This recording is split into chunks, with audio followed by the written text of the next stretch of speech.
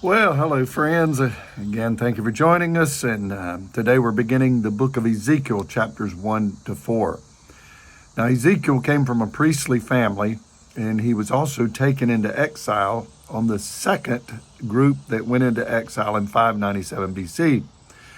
So, what we find here is that he was prophesying among the exiles the same time Jeremiah was in Judah, in Jerusalem.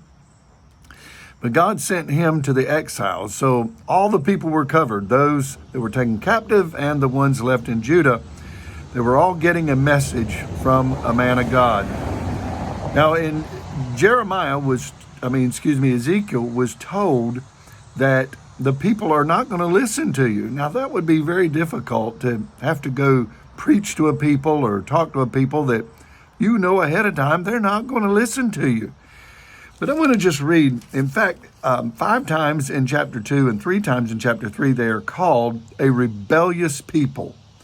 And I want to pick up the story, shall I say, in verse number 4 of chapter 3. And he said to me, Son of man, go to the house of Israel and speak with my words to them. For you are not sent to a people of foreign speech and a hard language, but to a house of Israel. Not to many peoples of foreign speech and a hard language, whose words you cannot understand.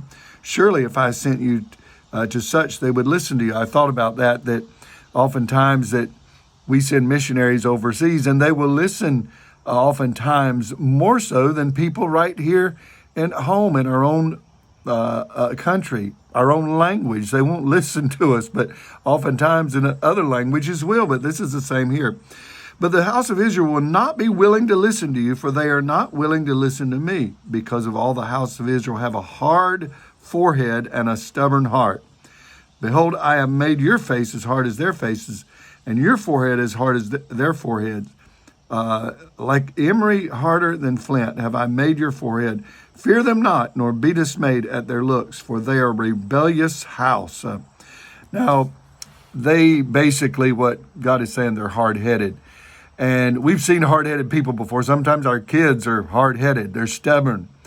But God said to Ezekiel, I'm going to make you just as hard-headed as they are. And friends, I want to say that you and I need to be bold in our culture today. And God will give you the strength and the boldness that you need. He'll make you hard-headed like the people around us who won't listen. They don't want to listen to the word of God and what we have to say. But God will make you hard-headed.